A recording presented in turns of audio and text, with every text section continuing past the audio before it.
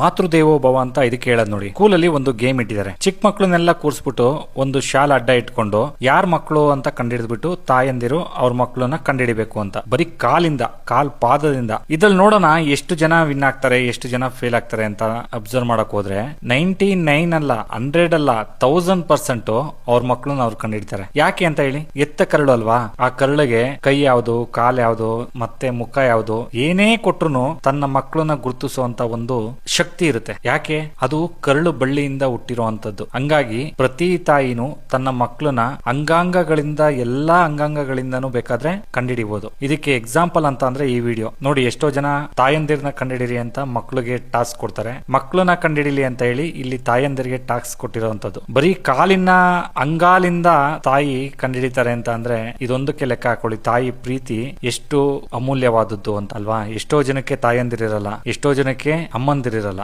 ಆದ್ರೆ ಇಲ್ಲಿ ಮಕ್ಕಳ ಮತ್ತೆ ತಾಯಿಯ ಸಂಬಂಧ ಇದೊಂದರಲ್ಲಿ ಎಷ್ಟು ಚೆನ್ನಾಗಿದೆ ಅಂತ ಗೊತ್ತಾಗುತ್ತೆ. ಎಷ್ಟು ಸಲ ನೋಡಿದ್ರು ಈ ವಿಡಿಯೋನ ಬೇಜಾರೇ ಆಗಲ್ಲ. ಯಾಕೆ ಅಂತ ಹೇಳಿ, ಆ ತಾಯಿ ಮಕ್ಕಳನ್ನ ಹೆಂಗೆ ಫೈಂಡ್ ಔಟ್ ಮಾಡ್ತಾರೆ ಅನ್ನೋದೊಂದು ಕುತೂಹಲ ಇರುತ್ತೆ. ಆದ್ರೆ ಆ ತಾಯಿಗೆ ನಿಜಾಂಶ ಗೊತ್ತಿರುತ್ತೆ, ತನ್ನ ಮಕ್ಕಳು ಹೆಂಗೆ ಇದ್ರೂ ಕಂಡಿಡಿತೀನಿ ಅನ್ನೋ ಒಂದು ಶಕ್ತಿ ಆ ತಾಯಿಗೂ ಇರುತ್ತೆ. ಮಕ್ಕಳು ತಾಯಿಯನ್ನ ಕಂಡಿಡಿಯೋದ್ರಲ್ಲಿ ಸ್ವಲ್ಪ ಒಂದು 10% ಫೇಲ್ ಆಗ್ಬೋದು ಅಷ್ಟೇ, ಏನಾದ್ರೂ ಈ ತರ ಒಂದು ಟಾಸ್ಕ್ ಕೊಟ್ರೆ. ಆದ್ರೆ ತಾಯಿ ಯಾವುದೇ ಕಾರಣಕ್ಕೂ ಫೇಲ್ ಆಗಕ್ಕೆ ಚಾನ್ಸೇ ಇಲ್ಲ. ನೀವೇನ್ ಹೇಳ್ತೀರಾ ಈ ವಿಡಿಯೋಗೆ?